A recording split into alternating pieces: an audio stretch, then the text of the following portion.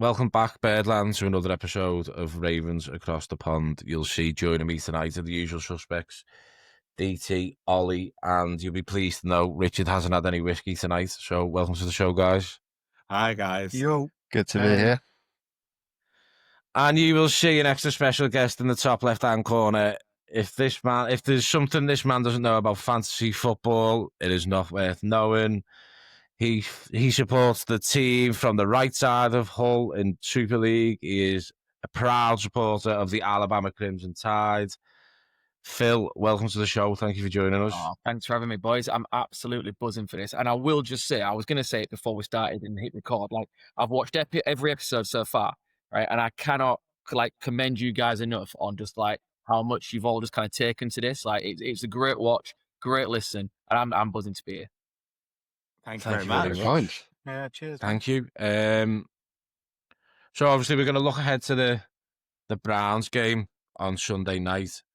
I'm going to start off though with Lamar Jackson. There was something came out today from the Bleacher Report. Now I don't know who the fuck has wrote this, but the full quote reads: "He may not just be one of today's most overrated active quarterbacks, but also of all time.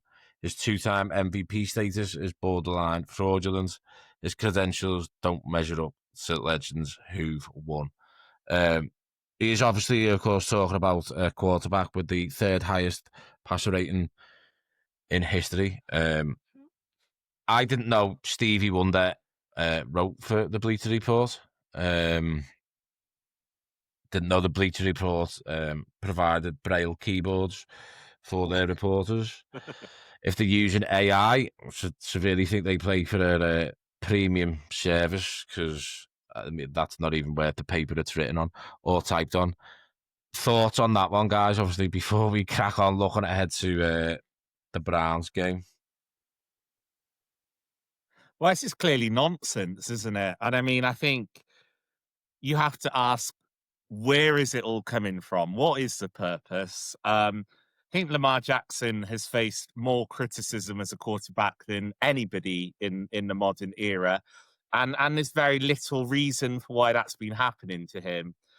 We see the impact he has on the league. He won a unanimous MVP. He won a second MVP. He should have won the MVP when Josh Allen got a sympathy MVP. I just don't understand where these people live or what rock they're under. I reckon it was that Pittsburgh guy. I reckon it's his spam account. Now, look, I just don't get it. Like, you've said it yourself, two-time MVP, should have been 3, let's be honest. Yeah. Passing NFL touchdown passing leader in 2019, the year he got his first MVP. He is the single highest rushing yardage kind of QB of all time with over 6,300 yards now. Like, I believe he's tied for the most perfect passer rating games in all time. Like, and I just think, look, we've seen what we look like without him this year. And I don't know if there is anybody more valuable to any individual team than Lamar is to us, because we saw what that offense looks like with all the stars we've got when he's not at the helm.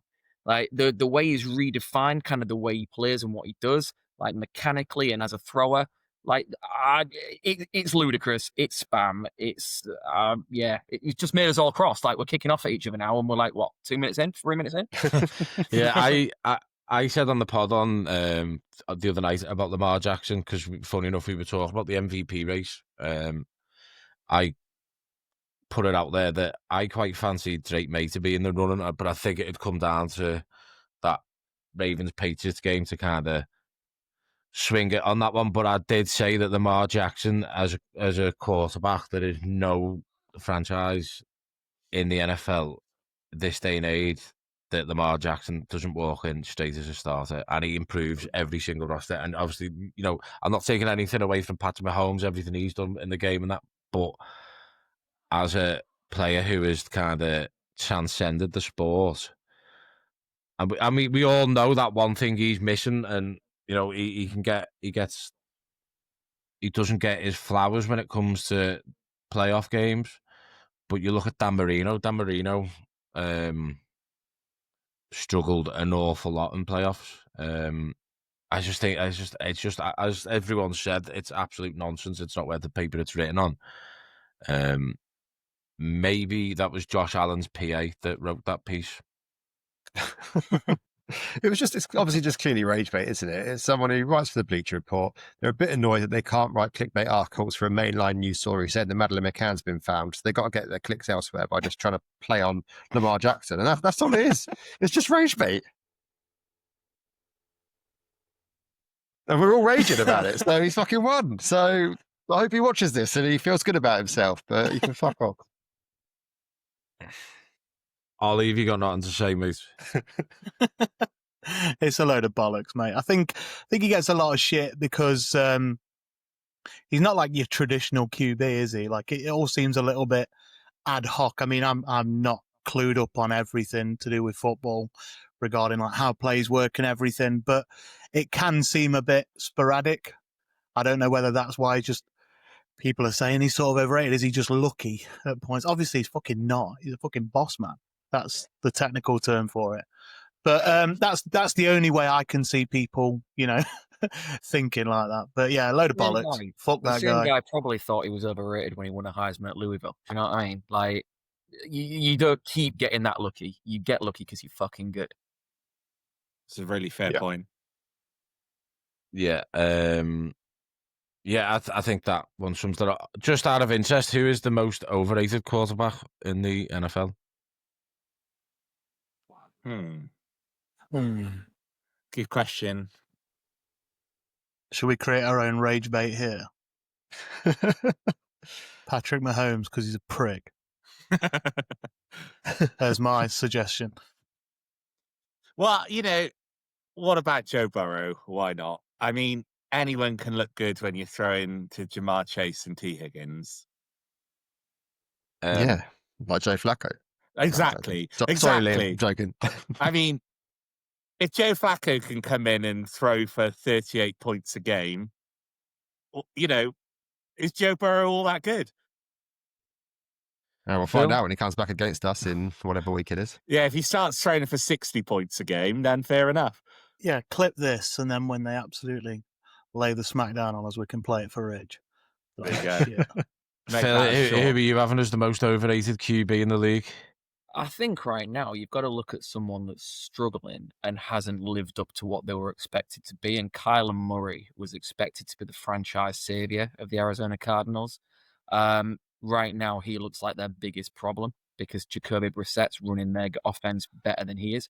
But it just shows like Kyler Murray was brought in to run Cliff Kingsbury's kind of spread offense that came and went as quick as Cliff Kingsbury did. And yeah, like I say, he's killing Marvin Harrison Jr.'s production. I think they're hamstrung by him now and the new contract they gave him. Yeah, Fair enough. I'm just gonna go for the rage bait and go Josh Allen. But I know he's not the most underrated QB. I'd probably go as far as to say he's probably the most underappreciated, but just because for rage bait, I'll go with Josh Allen. Moving on to the Browns game at the weekend, huge divisional matchup. The Ravens are minus 8.5 on the spread. What are we looking at seeing from this Ravens team coming into this Browns game? We know that the defense looks like it's turned a corner. Continued improvements. Kyle Hamilton, Mike Green, Malachi Starks, just to name a few. And then also, how scary a thought is it to think of Myles Garrett running at Daniel Falele? I wouldn't trust Daniel Falele to guard the biscuits in from a toddler, let alone a 2-time, should have been 3-time MVP quarterback in Lamar Jackson. Get him on the pod. Well, what you got to appreciate, toddlers are quite quick on their feet, and Daniel Falele wouldn't get out of his stance in time. They are rapid. I've been running about all day after mine. It's a joke. Toddlers or goats? I wasn't at work today. I was on childcare duties today. But yeah, chasing is harder than chasing goats, to be fair. To be fair, in terms of past, like QB, like in rushes or whatever, like we always tend to stand up pretty well against big players like that. Like we always tend to scheme well against them, whether it were, you know, when we were against the Lions, when we were against the Steelers, the Browns earlier, we seem to always have answers, and they don't end up having as big a game as they think they're going to have. So, you know, it's one of the times where we actually see the O-line do pretty well is when we expect there to be a lot of pressure. So I don't see Marcus Garrett having too much of a game. You know, he'll get to the quarterback, but I don't think it'll be one of his big games. Yeah, I think it's huge, isn't it, that Ricard is finally back and healthy. And I think we've seen before in game plans against the Steelers, Patrick Ricard runs into TJ Watt 45 times. And I think you have to almost have a game plan like that, don't you, where Pat Ricard and Myles Garrett are going to become very familiar with each other. That's it. I mean, when you look at what the Ravens are going up against, I know Marlon Humphrey confirmed out he's had that operation, hasn't he, on a dislocated finger. Yeah. Yeah. You know, they're going up against the Browns offense, which has been the worst in the NFL. The Browns are averaging the fewest yards per play at 4.1, also ranked 30th in EPA per play and 32nd in success rate. The defense, unlike the Ravens defense that we've seen the last couple of weeks, can't carry them to wins. Is that exactly how it reads and what we expect to see this weekend? You know, a full blown Ravens, offensive route. Are we gonna miss Kyle Hamilton today? Obviously, we know that Nate Wiggins has had his continued issues. Nathan, who is chairman of the Nate fan club, isn't here today. He's been banned from the pod for a week. He's meant to be our fantasy expert, and he's currently 0-2 in the in a little mini league that we're running to decide next year's dynasty draft order. So we've sent him off to Hungary. He's doing something with Tabasco sauce and something else. Shout out for 2-0. How's everyone else getting on? Yeah, I haven't checked it since we drafted. Doing well. Because yours was on auto draft because you were too busy being John Candy and playing Saints and automobiles. And who was it that you drafted? Someone that hasn't even played in the league for about 6 years. I'm going to load. Sleeper had an absolute mare on that one. I don't know what was going on. Well, I've got a 17% chance to win. I think getting back to the Browns game, let's keep it on focus, class. I would expect us. Sorry, Dad. I would expect us to overpower them. I think we are a better team. I think we're a better offense. We're a better defense. That should shine through. Unfortunately, history doesn't always happen, does it? The Browns seem to have a knack of being able to play us close when they really have no right to. I think defensively this will be our biggest game. I think we're going to see the biggest sack game that we've had all season. It's been coming. Green's been turning up. We've had, was it 12 QB hits last week? We only managed one sack, but we had 12 QB hits. I think we're going to see a huge game. I think Mike Green's going to record at least 2 sacks. I think we're going to hit maybe 4 or 5 sacks in the game. I think Dylan Gabriel got sacked 6 times in the last game against the Jets, wasn't it? So we're better than that. I think it'll be a big defensive play. Historically, we do very, very well against rookie QBs, and we are going to give Dylan Gabriel looks that he's not seen before. I am interested in getting a first glance at what it looks like for our defense going up against Quinshon Judkins. I expect them to early on feed him a lot, and then look at how the game script goes. I do worry about our second level tackling still. I still think, although there's been an improvement the last couple of weeks, there's another step forward it can take again. And I do worry about him having the potential to bust a big one at any point. But we will. Sorry, just a child. That's absolutely fine. Bust a big one. Yeah. Richard, I'm blaming you. Yeah, it is Richard's fault. Everything's Richard's fault. But yeah, look, I expect them to use Quinshon Judkins a lot early on and then see how the game goes from there. And it's just up to us to whether we can stand that test. Yeah, I think that's a DT? fair point. I think they tend to spray it around the tight ends quite a lot, and I think, like you say, I'm not too confident yet in our tackling in that middle bit. I think if they can get an 8-yard pass out, then you may see some slip tackles from Gilman. We've seen it already.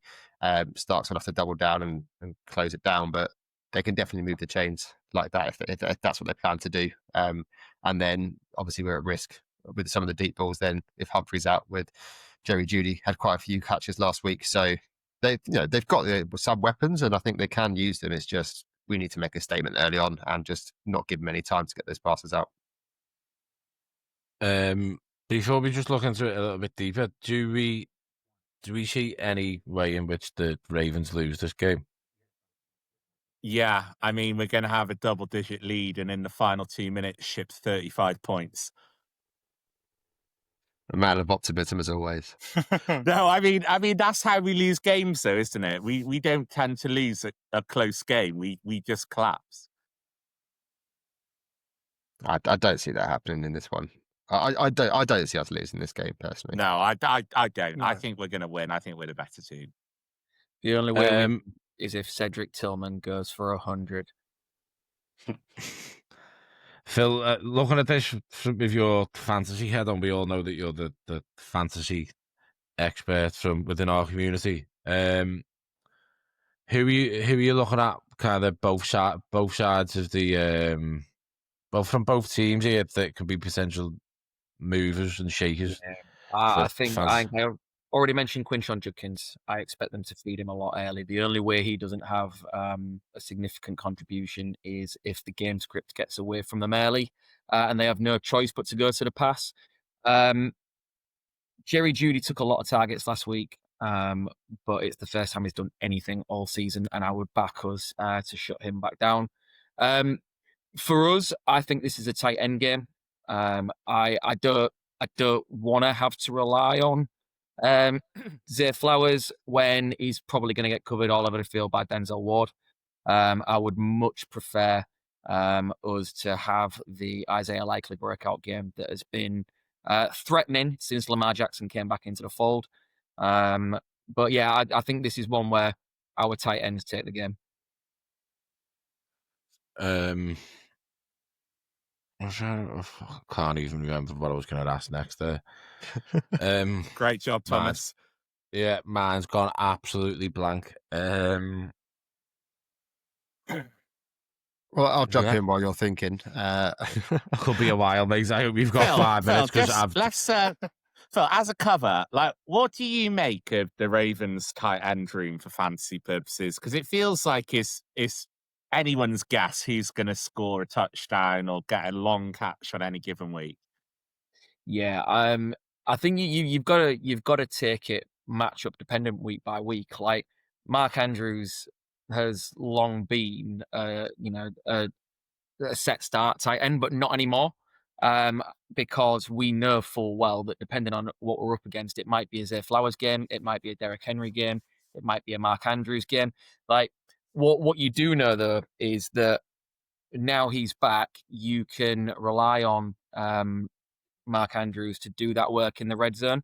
So if you're looking at against a team with a weak kind of red zone efficiency, then I'm going to fire up Mark Andrews absolutely, because he's going to extend plays, he's going to come off script and run back to work back to the ball, and that's where Lamar Jackson absolutely kind of thrives in finding Mark Andrews and where his value still is. It's just such a shame now that we rely on kind of Mark Andrews to be touchdown dependent to be fantasy relevant. That's fair. Tom, have you rediscovered your brain cells yet? No, I just honestly, just brain fog's just hit me. Well, I was going to say in this game, I think this is a game that Henry breaks 100 again. He's had a few 70-yarders. I think, he's knocking on the door, and I think, going to be back to a big Henry game. I'm looking forward to seeing that big smile running down the wings towards a touchdown. And keep saying it, but depending on how bad the injury was, he was limited in practice yesterday, but Keaton Mitchell's in for a big game. I think it was called out in one of the pressers during the week, but he's going to hit that 50 yards this game, the one that I'm betting on every week. He's going to hit 50 yards. Ricardo's going to get a touchdown, and Hamilton's going to get a sack. It's happening.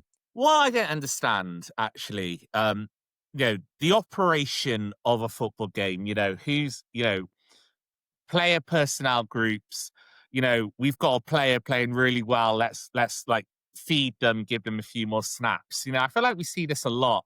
Harbaugh says, well, we wanted to give Keaton Mitchell more snaps, but we just kind of didn't manage to do it. And I'm just like, you're the boss. Like, get on your microphone and say to Todd Monken, Todd, can you dial up some plays that involve Keaton Mitchell, please? I don't understand what's going on with that. When they say, well, yeah, Keaton Mitchell's been amazing and he's shown a lot of burst and all the rest of it. Well, get him on the field. It's not that difficult, surely. Is this your advert for you to take over as head coach when Harbaugh leaves, Richard? I will do it for the knockoff rate of $750,000 a year, and Steve Biscotti can buy himself a new yacht. It's about what you get paid as a teacher, isn't it? Even at that offer, I think that's a hard no. Get even more holidays. Phil, even more holidays, indeed. Phil, we've discussed quite a bit on length at this pod, and I don't want to kind of open the discussion up for everyone else. This is kind of just directly at you. What are your views on Todd Monken's play calling this year, and what are your views on Zach Orr, obviously early on in the season, and the state of the defense? And Todd Monken first, right? I don't lay all the blame at his door. You install an offense based on Lamar Jackson being available. I also will go on to say that I really didn't hate the decision in the offseason to bring Cooper Rush.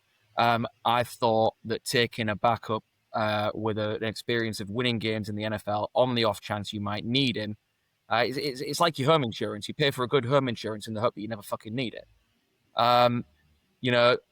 That was how I viewed the kind of Cooper Rush signing.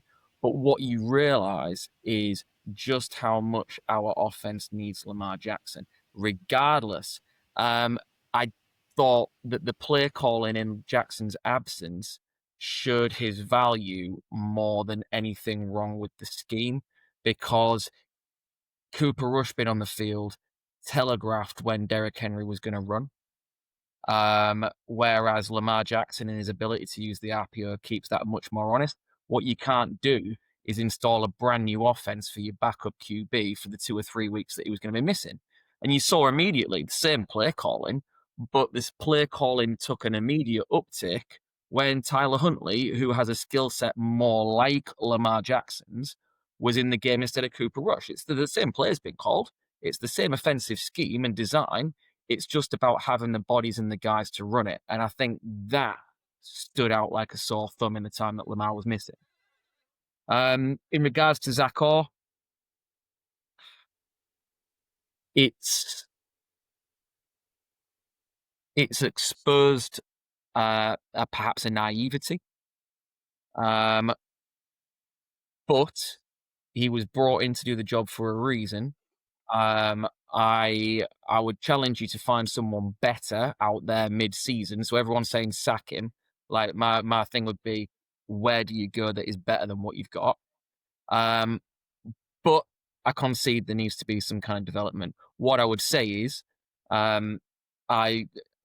much of it is him and how much of it is the other people in the building.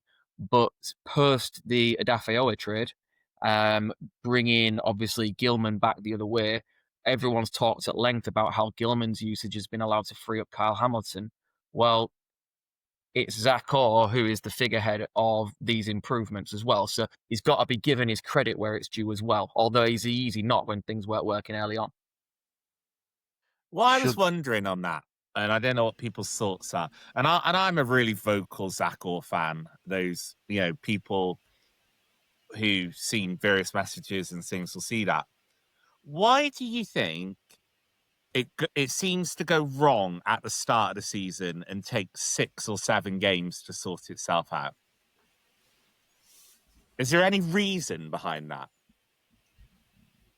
I mean, a little bit of it is, I don't think anybody in the NFL in that stretch played a schedule that looked anything like ours. We took 3 or 4 back-to-back of the NFL's best teams in a less than desirable situation, obviously missing Lamar. And, you know, these guys are pros, but they're also humans. You can have a bad day at the office. If you look back, I can't remember the game. Was it week 2? You look at Roquan Smith's missed tackle count, and you just think that's not you, mate. Like we know what you are, we know what you bring. But yeah, I think combined and I think everything got in that kind of microcosm just got exaggerated and dialed up to 100 because we were losing games. And I think as a fan base, we've not been used to it. We're very fortunate to support the team we support, and the fact that generally we're well coached and we're used to seeing us win. And some would say spoiled. I wasn't going to use that word because but they're you've got to remember, particularly dare I say it, as a UK community, we've like had exponential growth on the back of the success of the last couple of years, and we've got guys that haven't seen us lose games. They're not used to seeing what it was like back in the kind of Kyle Boller era and the late Brian Billick era. Like we were bang average.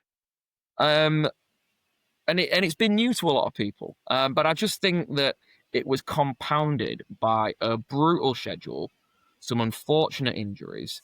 And it's like anything, innit? You look for a scapegoat rather than look inwards. The team have looked inwards. Things have started to click again. And I don't think it's any coincidence that is as the schedule has softened slightly, as players have got healthy again. And I'm convinced we're going to be fine. It's easy to say you're not flapping when you've lost several on the bounce, but I wasn't flapping. Like I had belief that the season would sort itself out the way it was, and basically the league resets once the playoffs start.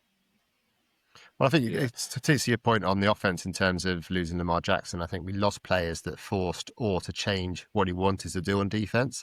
Preseason we had injuries in the secondary. We brought Jair Alexander in, who didn't do what he wanted him to do, which then meant Hamilton had to step back into a different role, which means Roquan was playing a different role, which means BK then got injured and other players were forced into different roles. And all of a sudden, it's a whole different scheme to what he was planning to play. And then by bringing trades in for Gilman, it allowed to move back into a bit of the pieces that he wanted to be playing with. And I think that's the real impact that injuries can have. Yeah, and dare I say it, I think the low-key loss that no one really talks about was Kyle Van Noy. Like what he brings as a tempo setter, as well as an edge rusher and a leader and a communicator who can be an extra captain on the field. Like whether he's got the C on his chest or not. Like missing him was it an orbital socket injury, like an eye injury or something? Like it was a massive, massive loss, and having him back again has been a massive help. Absolutely. Does Zach Orr shoulder any blame for the personnel issues across the defense? We mentioned it the other week about Jair Alexander, and then obviously the trade and the moves that were made, and that freed up Kyle Hamilton. Should that not have been something that was spotted early on? Surely, you've seen that with Jair Alexander, who's gone to the Eagles, and now he's had to take a step back from the game for whatever reason. It'd be unfair to speculate. Should that not have been spotted earlier? Who shouldered, does Zach Orr shoulder the blame for not kind of noticing there's an issue here with a personnel matchup across the defense, it's just not clicking? And who kind of shoulders the blame for the Jair Alexander signing in the first place? Well, I think obviously there's a lot of communication between all of the staff. The Ravens have a long-standing kind of tradition of you can never have too many cornerbacks on the roster. We definitely lived through times when streak free agents were starting playoff games. We don't want to see that again. I think, they took a risk, didn't they? Jair Alexander at his best was one of the best cornerbacks in the NFL. They were able to acquire him really cheaply. And I guess they hoped it was going to work out. And unfortunately, it hasn't. I'm not that bothered about it. We've seen them take risks on other guys. Kyle Van Noy was just mentioned. Not even signed when the season was started. Came in and was our sack leader and has been a great leader on defense. I think the Ravens are really good at diving into those bargain bins, and we've done well out of it. But you do have to expect the odd miss, and I'm not blaming anybody for Jair Alexander. We took a gamble, it didn't work out. We've got a draft pick back. Move on.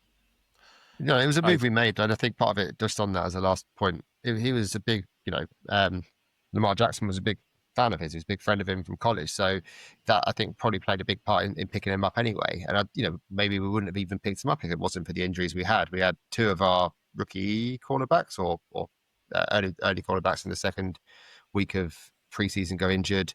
Darius Washington went injured, so that secondary was decimated, and we had to bring someone in. So why not someone on the cheap that Lamar Jackson's got a great relationship with and can probably overlook some of those potential issues? But and this is the thing. This is me playing devil's advocate here. I'm all for taking a gamble, but do the Ravens take that gamble if there isn't the Louisville, Lamar Jackson, Jair Alexander kind of connection history there? Because you saw it straight away when Jair Alexander walked through the door.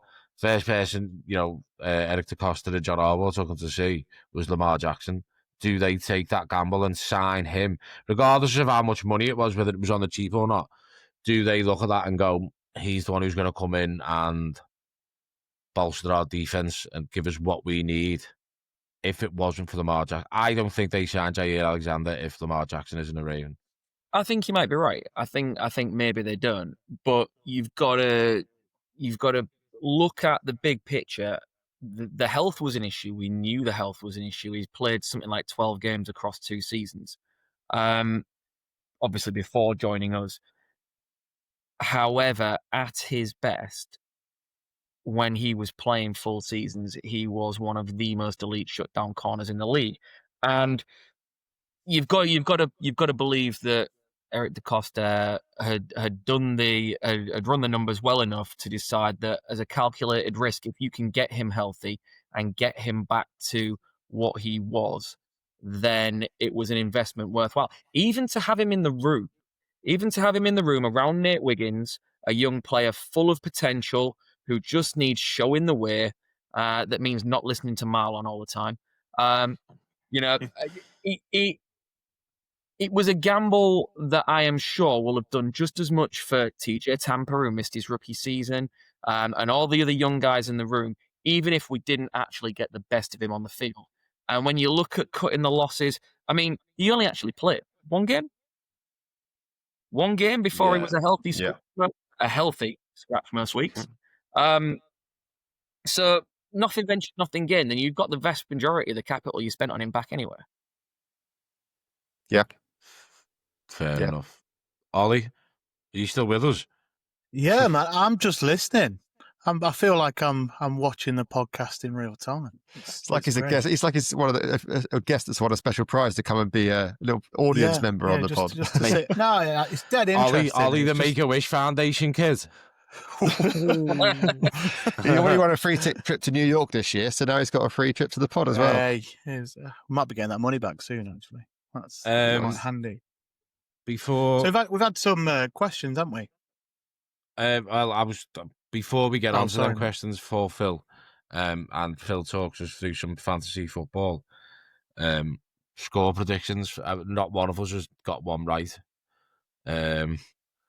this year so far. So score predictions for the Browns games.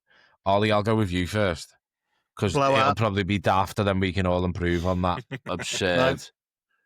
Blowout, massive blowout. 32 to scratch, nothing. Wow.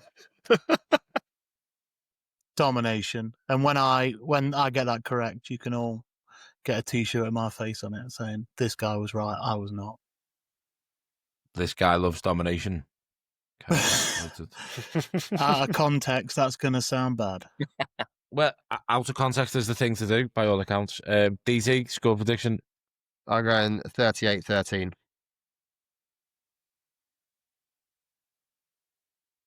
I'm going to go, I think it's going to be one of those kind of like bullshit games where nothing quite clicks and we're going to win 19-12. Fucking hell. Good year.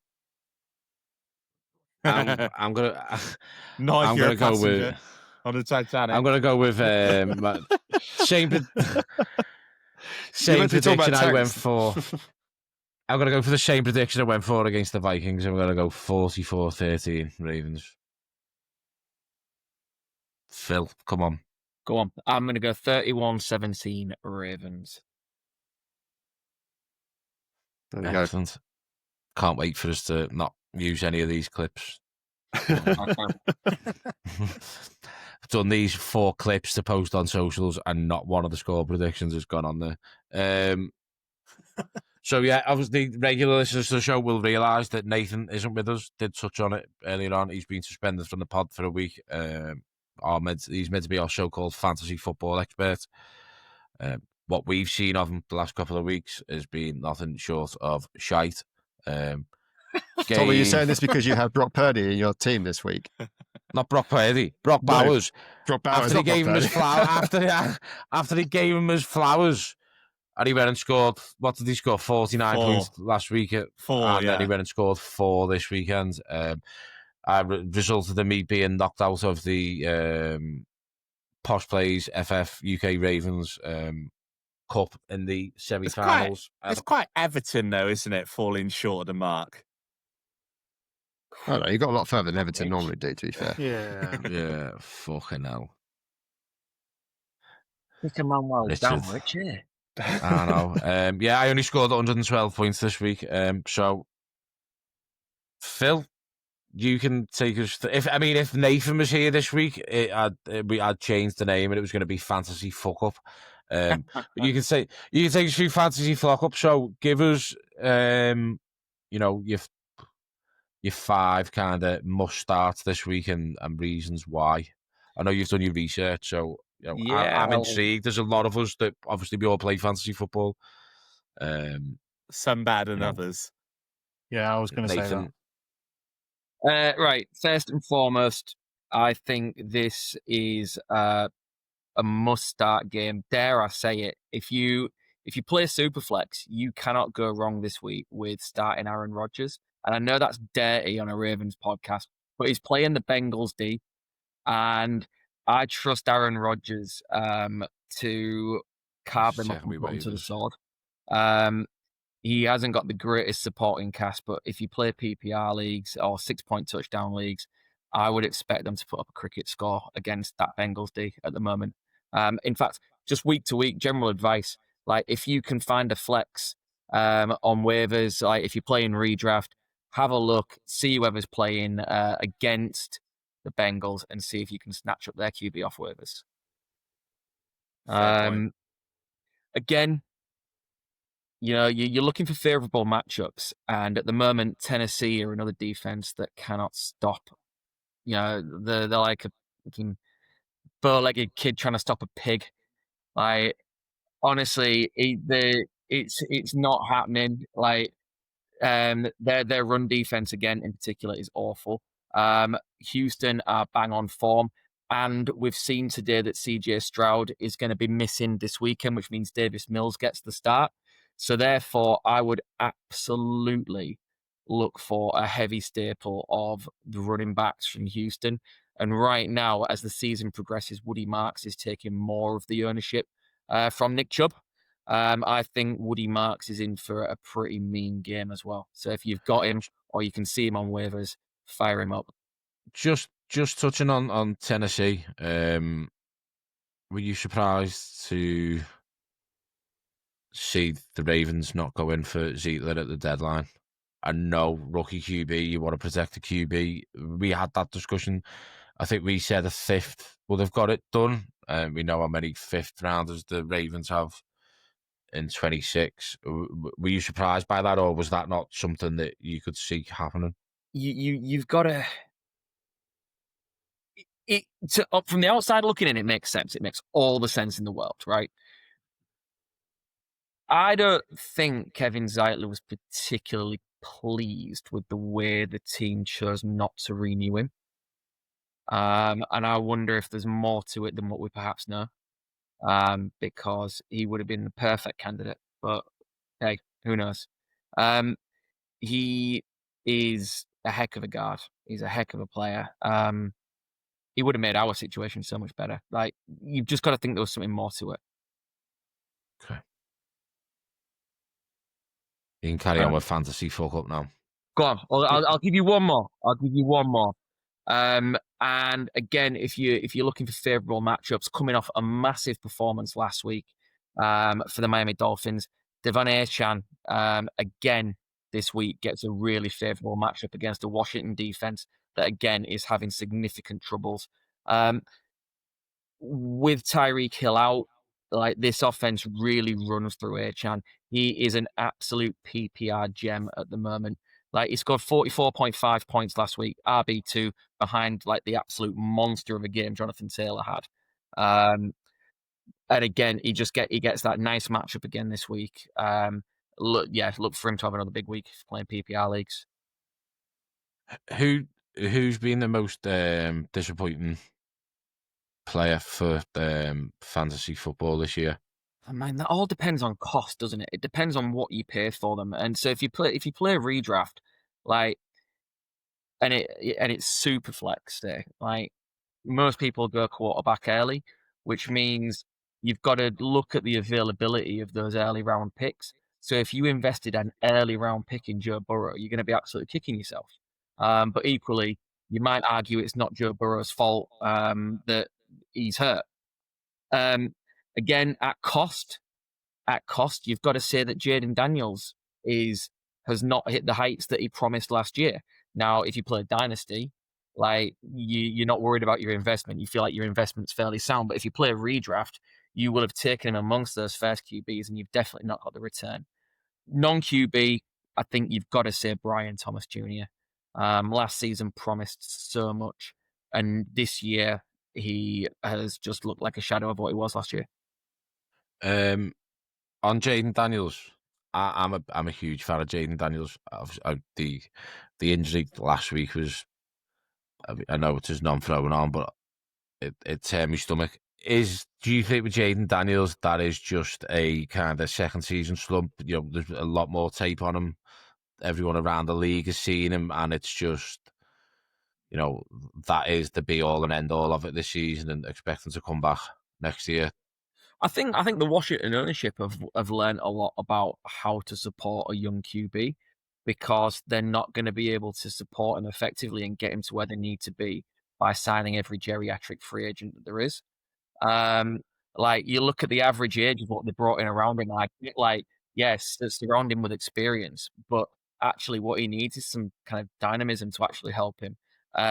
You know, look at the average age of their stars. And I get that they helped him kick on. I think it's a blip for him. I think they're, dare I say it, a really positive franchise that are heading in the right direction. Their kind of brains trust in charge there will learn from this year. And surround him with weapons that he needs. So I'm not worried about Jaden Daniels moving forward. He's legit. I'm absolutely sure of it. Or as sure as you can be anyway. And I just think they've got to do a better job of getting him a decent supporting cast. Fair enough.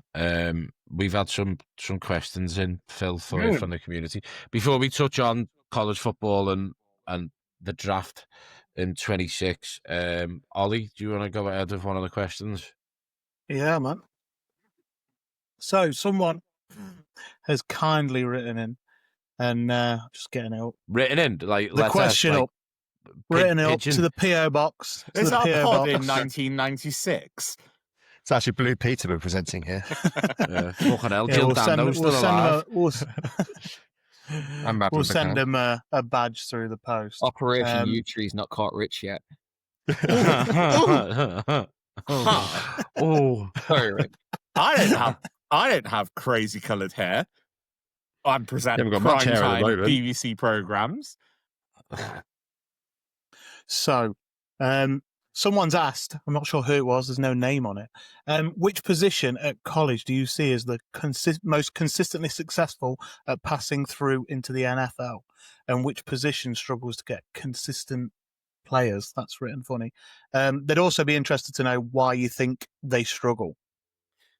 So this is it's a strange one. This and I'm hoping I've read it in the way it was supposed to come across.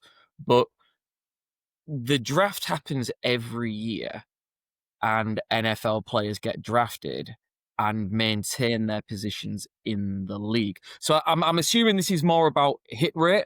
Yeah, which And positions have the biggest hit rates and which positions have the lowest hit yeah, rates? and again, I mean, these guys get changed in and out every year, so the hit rate generally is pretty good. I suppose it's where you invest your capital, and where there are the biggest whiffs. So again, you've got to say that potentially the lowest success hit rate is going to be on QBs because they take the highest turnover and there's the fewest of them. There are 32 starting QB jobs in the league, and yet we seem to find 3 or 4 opportunities for somebody new every single year. That said, they don't always land. There's a lot of factors into what's going to make a QB successful. I'm not quite sure the NFL's figured it out yet, so I'm not sure I can give you the silver bullet on what exactly does that. But in terms of, and I don't want to get Rich all triggered and riled up here. Rich made a controversial statement about It rookie was tight not ends. controversial. Never. It was not Richard make a controversial statement. Rich basically poo-pooed the idea of ever taking a rookie tight end. That's not true. I said don't take one with the expectation they'll win you a league. Look, Rich, calm. And traditionally, there is sense that the tight end position used to take guys longer to settle into the NFL. Blocking schemes that are expected of a tight end are very, very different to what's expected of them in college. Obviously, you get a tight end who might be more of a power slot and a receiving tight end who's not known for their pass protection. Then all of a sudden, they're going to go up, they're going to line up against the Browns, say, this weekend, and they might have to go up against Myles Garrett. And all of a sudden, that is a daunting prospect for somebody who was maybe not responsible as a primary blocker in college. Therefore, tight ends traditionally took a lot longer to see the field and see the field consistently, although that is changing. Yeah, other than that, it's like anything. It's more about your process. And teams with sound process will draft good players. Again, it's easy to throw it back to the Ravens and talk about the success they have, finding UDFAs. Are we finding them, or are other teams missing them? It's 6 and 2 threes. It depends how you want to look at it. But the guys that make the league for a reason.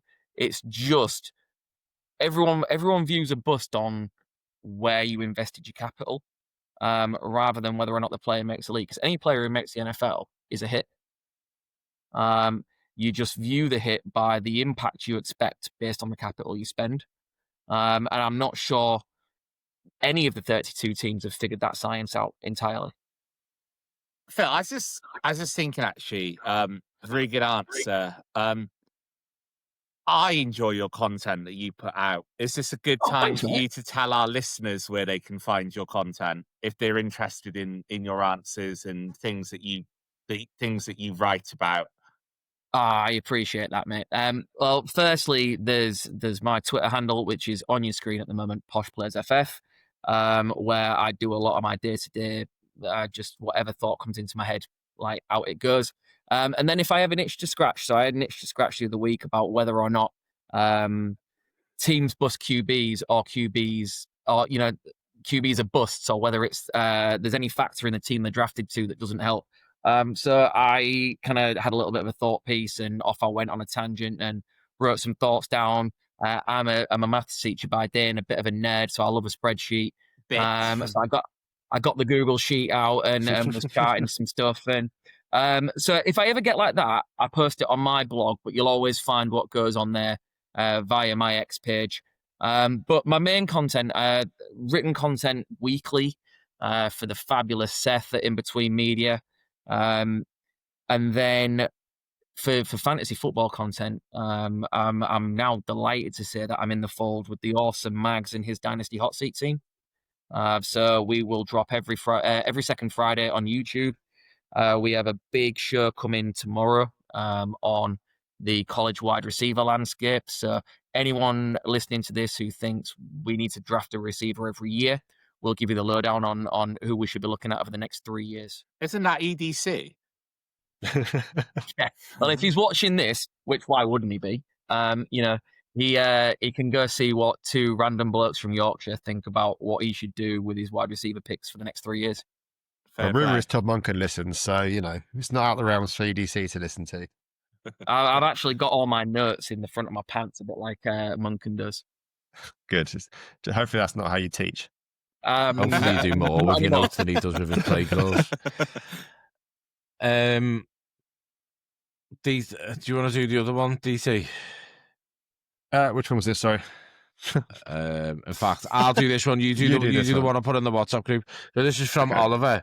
Now that the Ravens have taken themselves out of the running for a real high value pick, where do you see the Ravens going?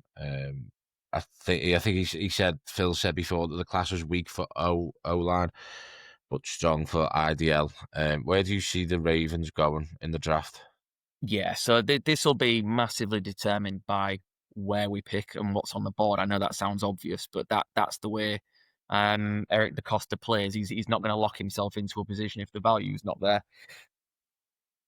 In terms of the class itself, like Ollie obviously listens to me a lot. I don't know why, but you're right. The interior O-line is something that I think we all recognise as fans needs improving.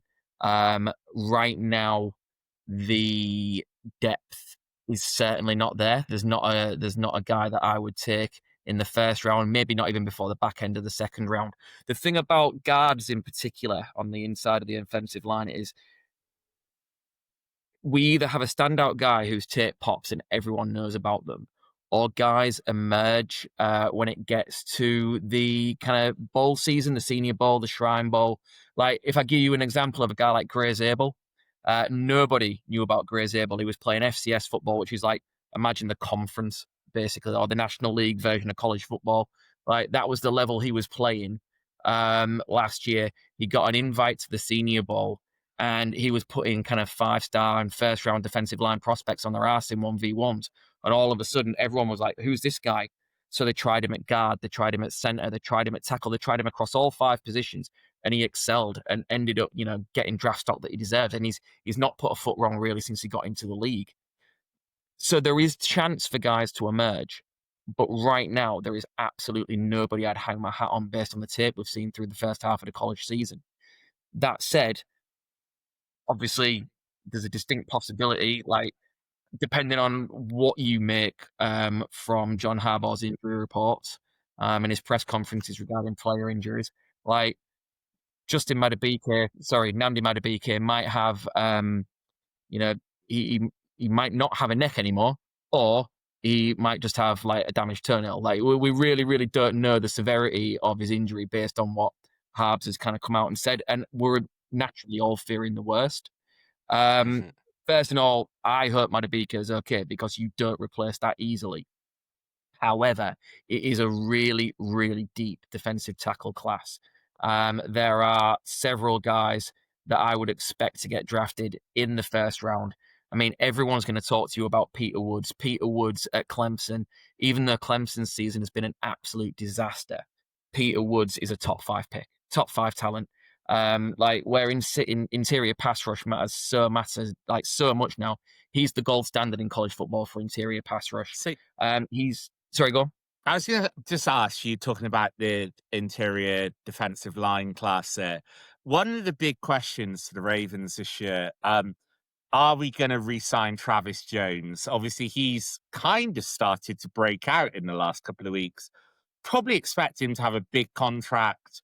Obviously, Madubuike is under a big contract, and we hope that he will be back. But where's your thoughts on paying Travis Jones and having 2 big defensive tackles? Do you think the Ravens would kind of let Travis Jones walk for a comp pick, draft somebody on a rookie contract to fill that role, that kind of 80% of the production for 20% of the price rule? Yeah. Would I like it? No. I fucking love Travis Jones. I love what he offers. I love the upside he brings, and I want him around for as long as possible. Would I understand it if the dollars and cents don't work out? Absolutely, because this is a deep class on the interior defensive line. And, you know, if the market dictates, you've only got to look at how guys at that position got paid last year. Like, it seemed to be every week, like Dexter Lawrence and then Quinnen Williams, et cetera, et cetera. They were all kind of outdoing each other contract by contract. It looks a bit like the quarterback market from a couple of years back, where every guy just got an extra mil put on. I don't know whether we can do that for Travis Jones. I don't know whether we should. I don't think he commands that same top salary, but it might be a number that makes our eyes water. And whilst I wouldn't like seeing him leave, I do think this is a class that we could replace him in potentially. Thank you. Yeah, good answer. Carry on as you were, Phil. Tell us all about all of the draft prospects. Where was I? Okay. So yeah, Alexa's talking to me. I said, where am I? And Alexa's told me. Did you tell you which pick we're going to take and who we're going to take in the late rounds of the first? West Hull, apparently. I felt when you asked where you were, I felt like doing the worst Del Boy impression from the episode to Hull and back. What go on then, Thomas? Hull? What the frig am I doing in Hull?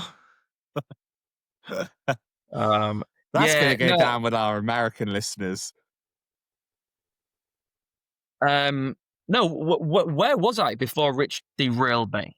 You were talking about some guy called Peter. He's a great defensive tackle. Peter Woods, yeah. Peter Woods at Clemson. Like, honestly, the guy is absolute dynamite, and he's not going to be on the board where we're picking, which means someone else is getting an absolute steal. After him, there's Caleb Banks at Florida, who, again, I rate highly. A name that's really emerging on the kind of interior defensive line kind of front at the moment. And I would imagine by the draft, which is in 161 days, by the way, not that I'm counting, is Amari Washington at Oregon. He is a name that's rising. Like, he was projected as a kind of late first round pick. But I think the way he's playing, the tape that he's putting out there, and he's going to test incredibly well. He's going to be a mid-round pick, and he could be a guy that's in and around our wheelhouse, and one that I would be very interested in. Obviously, our base defense is a 3-4 defense. What I like about him is he can play in both fronts. He can play in a 4-3 as a 3-tech, and he will be a really, really good nose tackle in certain kind of 3-4 looks. So we are quite hybrid. We go with the 3-4 base, but it's not a surprise to see us change the way our defensive front looks. And he will be a contributor in both setups, which is great. He's not got the most kind of refined pass rush, but he's got an explosive first step and kind of like movement skills that you can't teach. I'm seriously high on him. And I always feel good. Like, when I feel like I've seen something, like, you're kind of looking for that confirmation of your bias. And there are certain voices in the kind of scouting world that I trust. So when I've heard people talking about him being a name that's rising, that really got me excited and feeling vindicated about what I saw. I would be delighted if he ended up in the pick. Nice. Last question, I think, that came from the group. Again, I'm not sure who wrote in with this one on their carrier pigeon or whatever it was. There's obviously been a lot of talk around John Harbaugh, what happens with him. You know, should he go by choice or by force? And when he does, is there a college coach that you'd want, either as head coach or, you know, in one of the coordinator positions? Yeah, so I've been quite vocal about this. Like, I love our organization. I love everything it stands for. I love the people that are running it and the people that make the decisions. Like, if there's one thing I feel like we are guilty of, it is being over loyal. And John Harbaugh absolutely 100% deserves to go out on his own terms, but he needs to know when the time is to do it graciously. My fear is if he doesn't lead from the front and say it's time for me to step aside, we will keep thinking everything's perfect and not make a change until the rot sets in. And at that point, you've got that kind of old yeller thing going on. And I would hate to see it come to that for a guy who has done so much for the franchise and for the team. I just don't want it to get to that point. So I hope that he has the self-awareness to have that mindset of when it's time, because he absolutely deserves to go out on his own terms for everything he's done for us. Do you see a similar situation with John Harbaugh and the Ravens, similar to Pete Carroll and the Seahawks? Right. So, tell you a story. My first teaching job was at a school that I also went to as a kid, and there was a PE teacher there. And the PE teacher, so I was at school in the kind of late 90s, early 90s. That PE teacher had been there since he was a trainee teacher in the late 70s. He was a phenomenal athlete in his day. He was like, semi-professional at just about every sport you could imagine, could turn his hand to anything, was absolutely incredible. I went back there as a member of staff in 2010, and he was starting to show signs of age. He was still there when he retired in 2019, and the guy had become a caricature of himself. He'd become like a little bit of a laughing stock that was still trying to live on former glories and like behave like this 21-year-old PE teacher that could do a handstand walk across the entire gym, right? And people just used to look at this old guy and just go, "What are you doing?" It was cringeworthy. Like the kids are saying now, it gives you the ick. Like, I don't want us to get to that situation. I want him to know when it's time, and just step away graciously. Okay, so if he's going to step away, which college coach would you have your eye on? Right. Okay. I can give you three names. And realistically, I think only one of them might have their head turned for an NFL head coaching job, because in college, only recently have players been able to get financially rewarded legally for what they do. Are you suggesting, Phil, that players used to be financially rewarded illegally? I could neither confirm or deny that, Richard, but the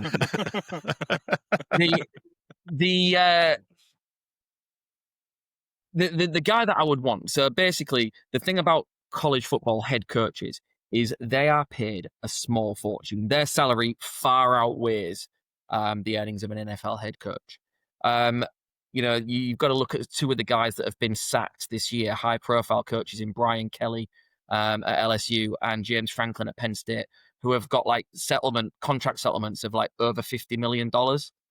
Like they are absurd amounts of money, and therefore I don't think guys that spend their time working with young amateur, although technically semi-pro athletes, and college students, I don't think they've got the desire to go and put themselves around multimillionaires who moving from a state of dealing with 18 to 21-year-olds, say, to dealing with grizzled 30, 31-year-old veterans who, and everything that brings with it when they've been so financially rewarded in the college level. That said, if I can have a wish list, I would take Marcus Freeman, the head coach at Notre Dame. He's got a head coaching record of 40-12. He took Notre Dame to the national championship last year. Unfortunately, they were blown out by Ohio State. But he's young. He's 34 years old. He's 34 years old and has got 5 years experience at an elite college program as a head coach. And he is a winning coach. I would be like, you could put him in and as long as you give him, which I think we would, the way our organization operates, like give him the time to lay his foundations and bring his blueprint to life, you could have him for the next 20 years in the same way we've had Harbaugh for 20 years. Outside of that, there's Kurt Signetti at Indiana. You want to talk about coaches that win. He has got an insane record, and he's done it at unfancied schools every step of his journey. I'm trying to do some quick maths because I've got his year-by-year record. It's a good quick job count. you're a maths teacher. I make that 130 wins to 37 losses in 10 seasons as a college head coach. Like, again, he's done it with unfancied teams. He took James Madison, who at the time were, again, what we call an FCS school, like the second tier of college football, and took them through a period of transition where I suppose it's a bit like in Super League context. It'd be a bit like a team from the championship coming up and getting a Super League franchise and managing that transition and being competitive and still winning games all the way through in that time. Again, he's gone to Indiana. He's in his second season at Indiana. He went 11-2 in his first year, which blew people's minds. They weren't expecting it at all. And this year they're undefeated. They are on the verge of the college football playoffs for a second year running. They have got some of the best defensive coaching in the country. And the problem is he's going to have his pick of jobs.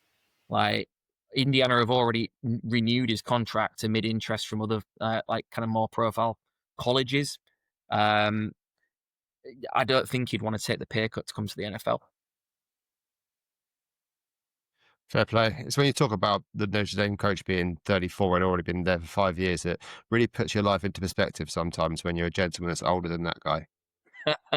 Yeah. Sat in a box room doing a podcast. I made it. I don't want to take a pay cut to go to the big leagues either. Well, I mean, I was wondering actually when we spoke about him being 34, and you know, we all know the Zach Orr story. He's a young guy. Obviously his playing career was cruelly cut short by a neck injury or a congenital condition. I was wondering, like, what do we think as a collective? John Harbaugh might go for another 2 years. Zach Orr is the new head coach of the Ravens. I can see that happening. I would quite like that to happen, actually. But what do we think? Silence. I think he would have to. I think it would be a very Ravens move to stay in the building, and you will have a unique opportunity to be brave and do something new. And I would embrace that braveness rather than the very safe call. I mean, he's really inspiring. I mean, we all watch Ravens Wired. We've all seen interviews with Zach Orr. He does seem like a coach that players will go to war for. And I think we've seen the players. Like, I have never heard a player on Zach Orr's defense criticize Zach Orr. I know, right? But it takes him 6 weeks every season to get the defense sorted. So I can't deal with every season him taking 6 weeks to get the whole organisation sorted. We definitely need to get someone big in on defence in his DC if he was to make the move up. Yeah, I can't see it. Speaking of defence, by the way, the injury report has just dropped now. Mike Green was limited today. Defence-wise, Marlon's out, as we know. He didn't practice again. Otherwise, some of the ones from yesterday went full practice. So Lamar Jackson, full practice. We already knew that. Likely full practice. Keaton Mitchell, full practice, which is good because Justice Hill didn't practice again for 2 days in a row. So good, could be a big thing. Malachi Starks, full practice as well. Fair enough. Phil, looking good. Yes, before we wrap up, as you said before, the draft is 161 days away. Not that he's counting. No, not that he is counting. You know, look at the top 5 picks there. You've got if there was to be the draft now, you've got Titans at 1, the Saints at 2, Giants at 3, Browns would be at 4, and the Jets would be at 5. Where does Mendoza land? Where does Jordan Tyson land? And also, what a bit of player that I have been a huge fan of Is Arvell Reese the second coming of Micah Parsons? Potentially. He's a kind of bit of a tweener by size, but he doesn't play like it at all. Micah Parsons went 11, I want to say. That feels high, but I think the thing about Micah Parsons was Micah Parsons had done it for a couple of seasons at Penn State. Arvell Reese has really broken out this year. He barely played a snap last year, which makes what he's doing all the more phenomenal, but perhaps he's not got the body of work to warrant being taken top 10. I don't think he's... I would still take Peter Woods over him as the first defensive player overall. I just don't want to overthink at all. Peter Woods is the kind of gold standard of the defensive players in the class. Mendoza, is going to end up being a Jet, and that is just about the worst thing that could happen to him. So we're saying... Do the Saints not take we're saying Mendoza? bust. So it's interesting, isn't it? The Saints... I'm going to be real bold here and say that I don't think either Spencer Rattler or Tyler Shook are the problem at the Saints. I've not seen anything on the tape that says to me they are the problem. However, I do concede the Saints don't want to be picking up there again. So while they are picking up there, why not take the best player available? And this is what's really interesting about college football, because I love Fernando Mendoza. He's my biggest brag at the moment. That I was telling people about him in May and June. And you can check the receipts. You can go on my X account. I posted a huge kind of biography profile on him on the 1st of June, before people were talking about him, before he'd moved played a snap at Indiana. I was like, you just need to watch this guy. And I did it from a Devy perspective in terms of draft him late and get in there ahead of your league mates, because people aren't talking about him. And now he looks like he could be the first QB off the board. But the college quarterback landscape's changing, and it's changing massively, because NIL and the transfer portal means guys don't have to be 3 years and out like we kind of became accustomed to seeing. They can afford to wait. And over the last few years, you've got evidence: Brock Purdy, Bo Nix, Jaden Daniels. These are all guys, again, Cam Ward, all guys who benefited from playing over 50 college games by extending and being paid effectively to stay in college football. And that kind of correlation of success and time on task really seems to matter. Fernando Mendoza can go back another year if he wants. I don't think he will. I think he's a name that is probably at the peak of where he's going to get drafted, because 2027 looks like it's going to be deep. We thought the QB class was going to be loaded. We really did. But as time's gone on, it's really not panned out that way. Like Lenoris Sellers was everyone's darling in the offseason. And again, lies somewhere on a spectrum between Lamar Jackson and Anthony Richardson. And it's anybody's fucking guess where that'd land. Like, South Carolina have not backed his phenomenal talent by supporting him. And there's a lot of rumors at the moment. Here's one for you, Hurricanes fan. Miami, over the last 2 seasons, have invested in senior transfers and taken Cam Ward, and then taken, obviously, Carson Beck this year. There are a lot of rumors that the boosters at Miami are going to put a serious wedge Lenoris Sellers' way to try and turn his head, which would be phenomenal for him. And phenomenal for Miami, because he needs another season. He's nowhere near ready. Dante Moore probably looks like the best pure passer in college football at the moment, the guy that's playing at Oregon. But he is pretty much all but confirmed he's going to go back for another year, because he's only got 1 year starting. John Mateer at Oklahoma lit the world up last year at Washington State. Transfers to Oklahoma this year, was playing absolutely lights out before he broke his thumb on his throwing hand. He took 3 weeks out and surgery on his thumb, and then was back in the lineup playing against Texas. He's not quite looked the same since. And there's a lot of talk. He's going to go back to school. Sam Levitt, you mentioned Jordan Tyson a moment ago. Sam Levitt, Jordan Tyson's QB at Arizona State, out for the season now with an ACL. He's going to go back to school next year. Cade Klubnik and Drew Aller are both names that we thought were going to be first rounders. They're bombed this year. Like, they're nowhere near. Garrett Nussmeier, the LSU quarterback, for anyone that watched the SEC documentary on Netflix, like, Yeah. Nussmeier's decision to go back to LSU was really highly documented in there because he was a potential first-round draft pick last year. Last Saturday, he got benched. Like, he's screwed the pooch on it, man, big time, because there he's gone from a guy who was a potential first-round pick, and now he's getting dropped on a nationally televised game against Alabama. So the QB class really hasn't shaken itself out the way we thought it would. I could perceive Ty Simpson, again, the Alabama quarterback. I was just about to ask you about Ty Simpson. Oh man, the kid's phenomenal. He is phenomenal. What you don't Is- realize about Ty Simpson Is he going to end up at a team in the AFC East that God, I hope are not. playing on Sunday against the Ravens? This is where I'm really conflicted, right? Because he's operating offenses at a level like no other QB in college football at the moment. Like, you've only got to watch the way he understands defenses. So his dad's a head coach. His dad is a head college football coach. He's clearly that cliche coach's son. And the way he operates that offense is fucking beautiful. Like, there was a play last Saturday against LSU where he basically called an audible from his tight end to move across the formation to read the safety.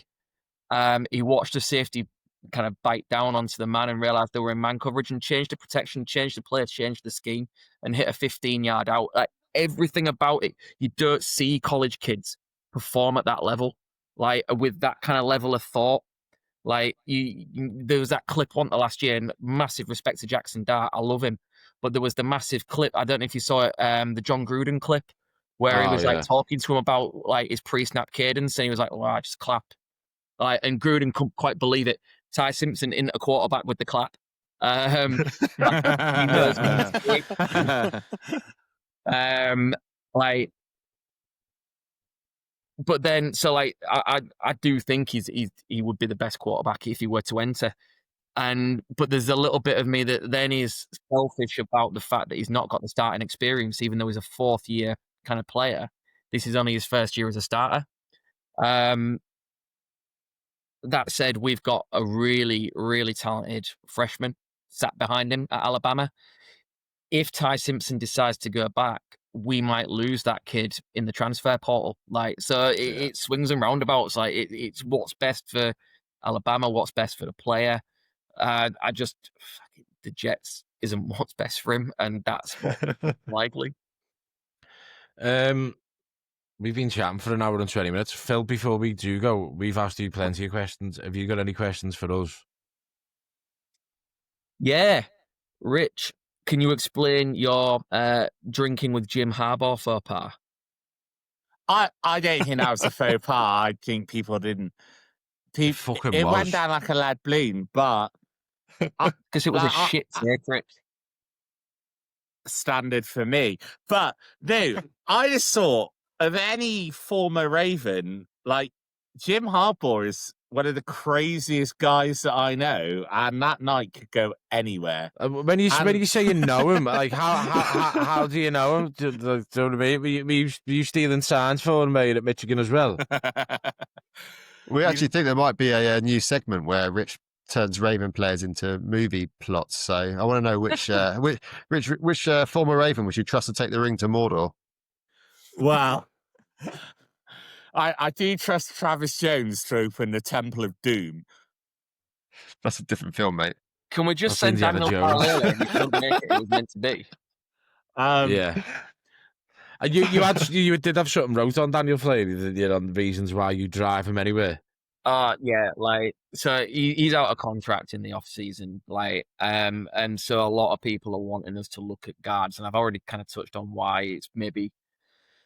I think I'd rather spend the money there in free agency and look for a guard that's available rather than draft, because there's not a lot there. But Daniel Farley is not the answer, and if he gets any sniff of a deal in free agency, I will drive him to the fucking airport to get him out of our team.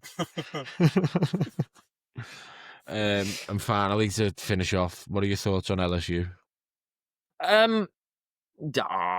Bless him. Bless him. No, look, college football is an entirely different animal. Like, honestly, if you've not given it a go, like, hit me up on X, give me a shout. Like, we will find you a team, we'll find you a passion. What would you say? What would you say you lean more towards? Like, we know you love football. If someone was to say to you now, you know, the Tide and the Ravens are playing at the same time, you could only choose one to watch. Oh Christ. I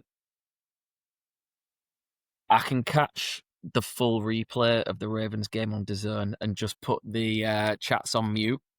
Whereas I don't have that luxury with Alabama, so I'd have to take the Alabama game as it is live, and then stay off social media to watch the full Ravens game, kind of back to back with it.